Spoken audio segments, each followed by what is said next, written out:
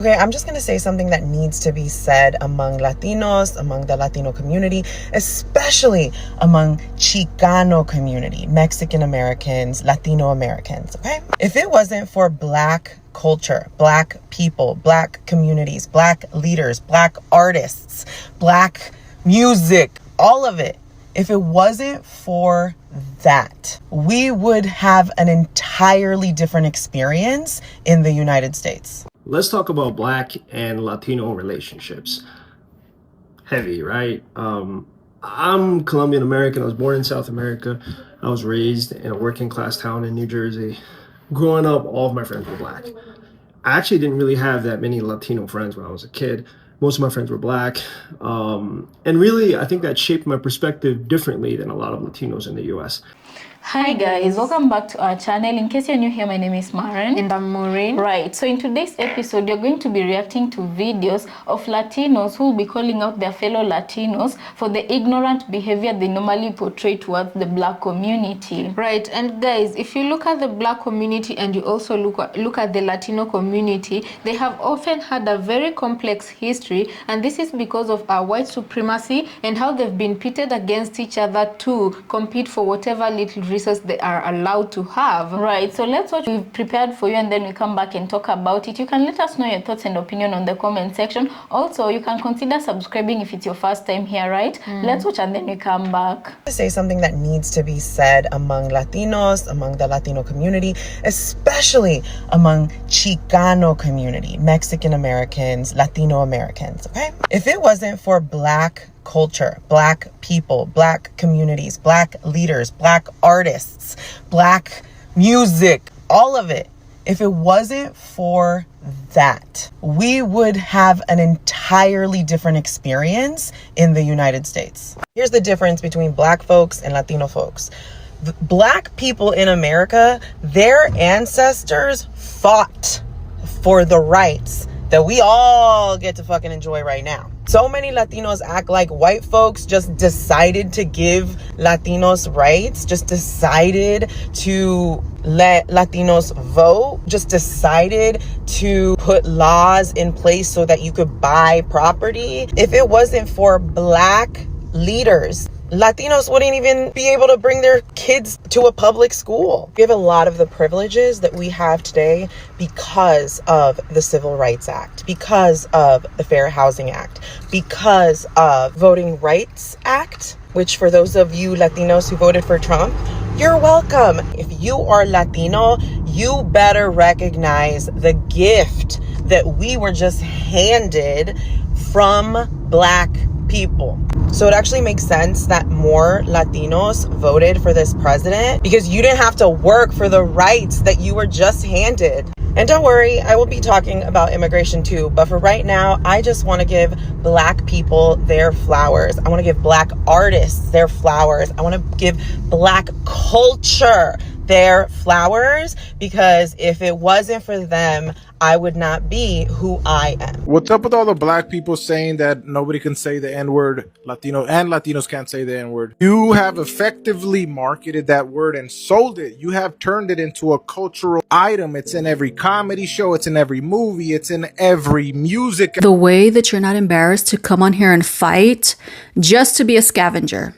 Scavenging off someone else's culture, it needs to be studied. Could you imagine if Black people casually walked around calling each other wetback? Hey, what's up, my wetback? I bet you wouldn't like that. You should be focused on combating the issues impacting your own people. You know, like ICE raids and illegal deportations. If only Mexicans and Hispanics who fight so hard to say the N-word put that same energy into fighting for your own rights, the same way you fight so hard to leech off of a culture that isn't even yours. It's truly pathetic. Assimilation is still so ingrained in so many weak-minded Mexicans and Hispanics that you take pride in wearing the identities of other people because you have no pride in your own. Instead of embracing your own culture, you scavenge off others, in this case Black culture, hoping proximity to Blackness will make you relevant, cool, and maybe even powerful, because most of us are aware of the global impact of Black culture. Flex your own culture.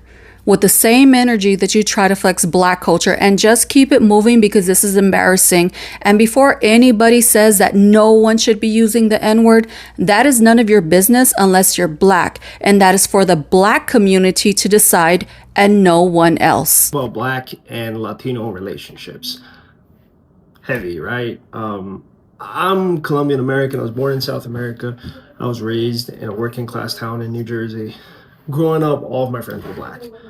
I actually didn't really have that many Latino friends when I was a kid. Most of my friends were Black. And really, I think that shaped my perspective differently than a lot of Latinos in the US. And I want to make something very clear. And I want to talk about something that I think a lot of Latinos like to ignore. First off, a lot of us have Black roots. In Colombia, in South America, about 20% of the population is Black, Afro-Colombian. My father's family has Black family. I have some Black heritage.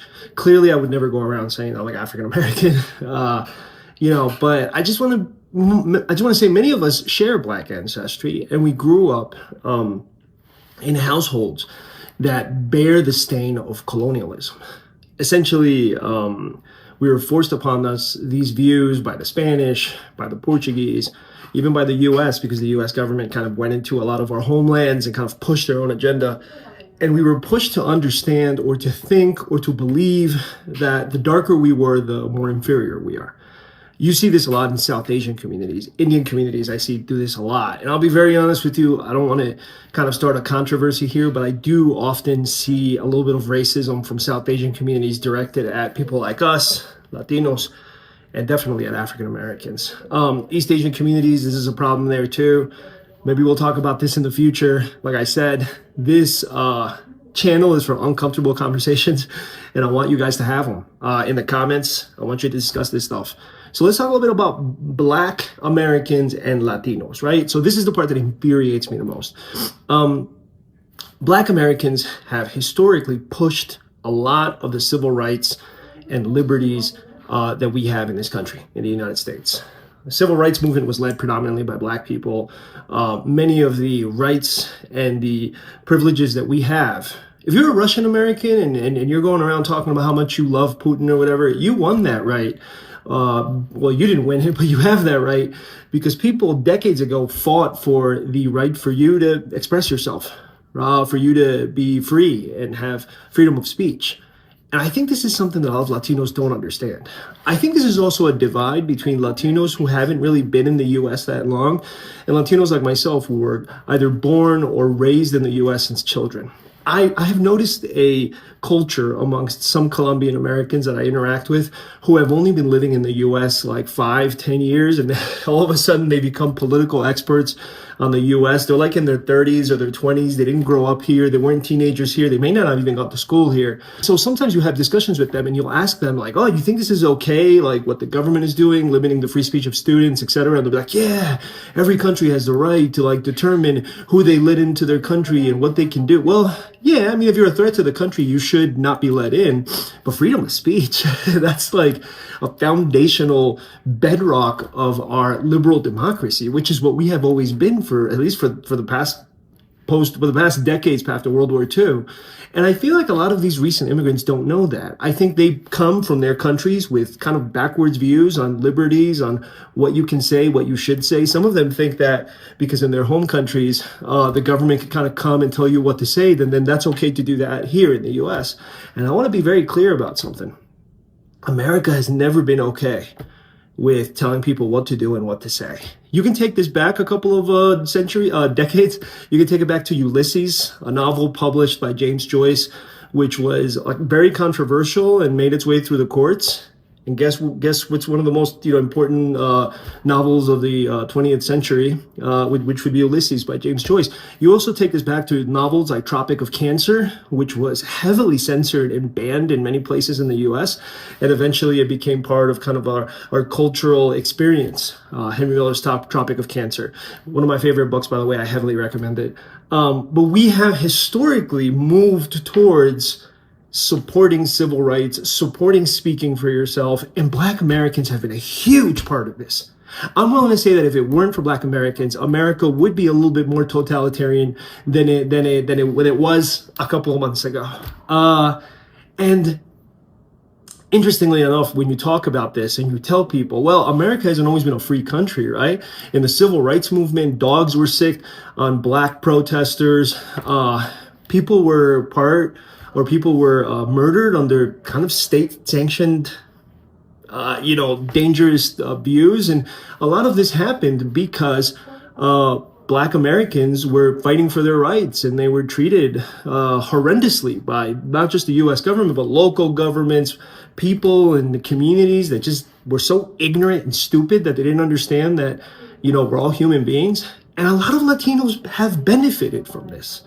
Even Latinos that arrived here 5-10 years ago. But the problem is they don't know they've benefited from this. They don't know that the reason they can play salsa out in the street without having someone call the police on them, or successfully call the police on them to get it to shut it down, is because Black Americans made it possible so that integration, civil rights, acceptance of different races was something that we championed as a society, up until recently, of course. And I think a lot of my Latino brethren need to kind of get it together and start studying what this country was founded on. You can't arrive in a country, you can't come here as a new immigrant and bring with you oppressive totalitarian beliefs and think that now you can enforce them because there's a candidate that you like that does that. Like, you need to read up on John F. Kennedy. You need to read on FDR. You need to read on James Baldwin. You need to read about Malcolm X. You need to read about so many, W.E. Du Bois. You need to read about the people who fought for our rights and how hard it was for us to maintain those rights. And if you really want to be an American, if you want to come to this country and you want to say, I'm an American and I'm proud, whether you're Cuban Republican or Colombian Republican or whatever, well, you need to learn the history of this country, right? Because you came here, you chose to come to this country to live a new life, to fight for a better life for your family. So how dare you try to take that away from other people? And how dare you insult and treat Black Americans as if they were inferior to you? They're not. No one is. Everyone is deemed equal under the eyes of God. And you seem to have come here and you brought with you these beliefs, and all they do is just cause and sow hatred and seeds of evil in this society. It's a big beef that I have. I just want to say that if Black and Latino people come together, if we understand that we are in the same game, fighting the same struggle, looking for the same opportunities for our families and our children and our parents, we are a powerful force to be reckoned with. But until we realize how powerful we can be when we work together, we will remain, in many ways, unfortunately, divided. And that power will be divided. And guess who benefits from that? It ain't you, brother. It ain't me. It ain't you out there working in a factory or in construction thinking that Donald Trump is going to save you from whatever the hell you thought you needed saving from. It's Jeff Bezos. It's Musk. It's this creepy little dweeb Zuckerberg that wants to be a man, that thinks that because he has a little gold chain and grew out his little hair and has a little t-shirt that somehow he's a manly man. Yeah, okay, you can take as many Thai bowl classes as you want, Mark Zuckerberg. You're not a man. You're part of an oppressive system that hurts people and causes damages to Western democracies and developing nations who are influenced by these ignorant beliefs found amongst these totalitarian states. That's it for me now. I'm trying to upload more people. I promise I'll talk about sports. I will. I have about 300 followers. I got another page that has about 200,000 followers, but that's a business page dedicated to something completely outside of the realm of politics, culture, sports, and society. I hope you stick around. Please follow my podcast.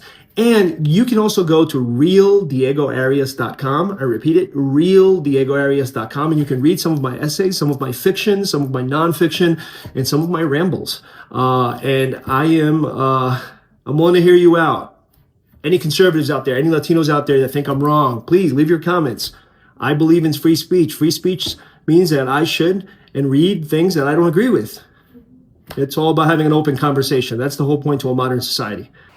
So guys, welcome back. Let us know what you think about this episode on the comment section. Now, there's a lot of important things that the speakers for today spoke about, and I feel like it's very good for these conversations to be had, because this just puts a reminder out there that these are the things people need to consider before going out to act ignorant, Right. And as the first lady spoke and said that Latinos like to act like when they got their freedom, when they got everything they are enjoying right now in America, it's because white people decided to give it to them. She says they act like this, but it is in actuality when black people fought for everybody's right that the Latinos and any other person of color got their rights too, right? And when she said this, I actually do believe that when these two groups unite, they can do a lot of good together, because two is always better than one, right? But sometimes you find that the Latino community usually forgets this, and I feel like this is because not all of them, just a group of them, but not all of them participated in this fighting of rights with the black community. It was just a select few of them, and I feel like this is the reason why it's so easy for a majority of them to forget that whatever they're enjoying right now, it is courtesy of black people, because the ones who remember and the ones who have the knowledge, like the Latinos who've spoken today, them, they recognize the importance of black Americans, hence they recognize the importance of working together with black Americans in order to achieve a said goal. And then can we also talk about the second lady who was speaking to in response to the other Latin guy who was talking ignorantly and asking questions such as, why is it that the black community is allowed to monetize and speak about the N-word while other groups are not allowed to do that? And personally, I feel like she answered it's like someone asking you, why is it okay for you to abuse yourself with a certain word, and why don't you want me to abuse you also? Nobody likes for another person to abuse. Let's liken it to this. It's like, let's say for example, I go through something, right? Something that was traumatic to me, and then I come let me finish my thought. And then I come out of that situation, though it was traumatic, but it was my experience, right? Right now I'm trying to monetize my experience. For example, say I write a book, right? About my own story, and I start maybe gaining some monetary benefits from that, And then someone else, let's say you, for example, you're not my twin sister in this case, you're just a person, right? You come out as a third party and try to write my story, or not write my story, make a movie from my book. Let me put it that way. You make a movie from my book, and sometimes you don't even do it accurately. You don't do it accurately, you exaggerate some things, and you do it with a lot of disrespect intended, and you make money out of that. And this is originally my story. I know how it should be going, but you don't even care if you need my permission to publish this movie. You just want to make money off of it, And then when I ask you, you say, why is it that you're allowed? This is just a storyline. Why are you allowed to monetize from it and I can't make a movie from it? I feel like that is the kind of example I can use in this situation, being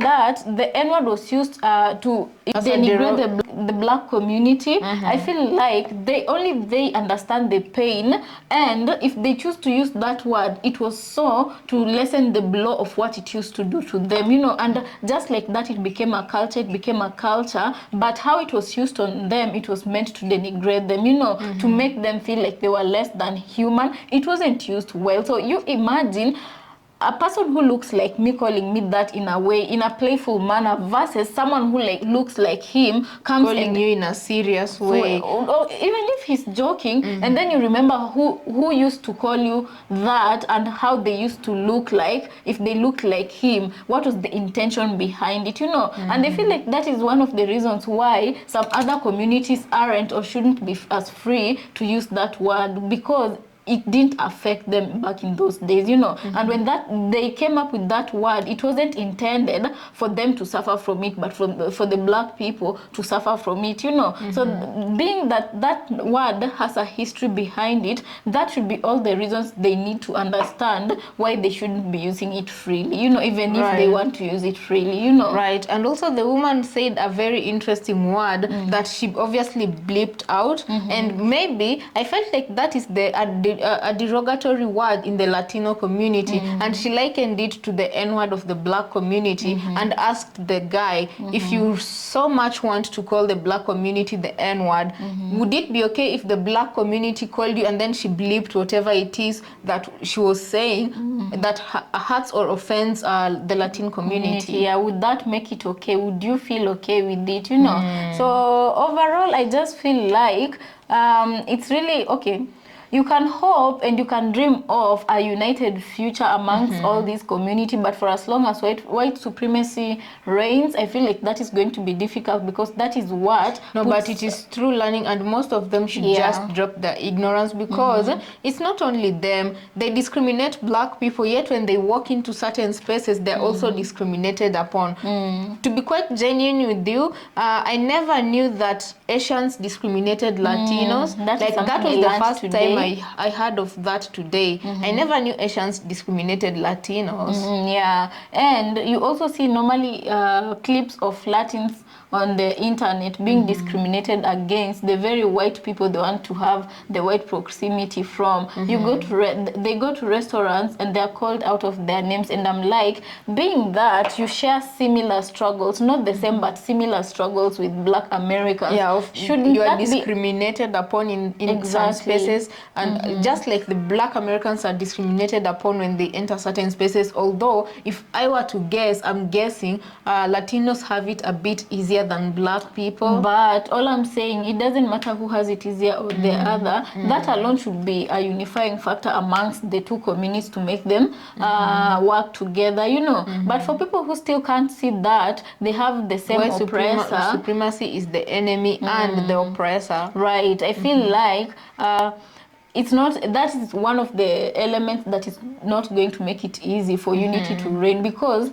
that means you're willing to live and stay in that ignorance you're living in, provided you don't stress your mind so much to think logically, you know. And the lady gave him a very good example of what he should be fighting for. Instead of fighting for the right to call other people N-word, fight for your own people to not be deported by ICE. That was a really good one. It was a good one. Because she gave him everything something you to could be speak of, and of everything you could choose to be an activist for. You chose to be an activist for the Latin community, to be using the N-word. I mean, there's a lot of useful things you could have chosen to use with your platform, you know, for it not to look like a waste. Anyway, maybe he probably believes that what he had to say was that important, and so he said it, you know. Right. So guys, let us know what you think about this episode. Also consider subscribing if you're new to our channel, and we'll see you on our next episode.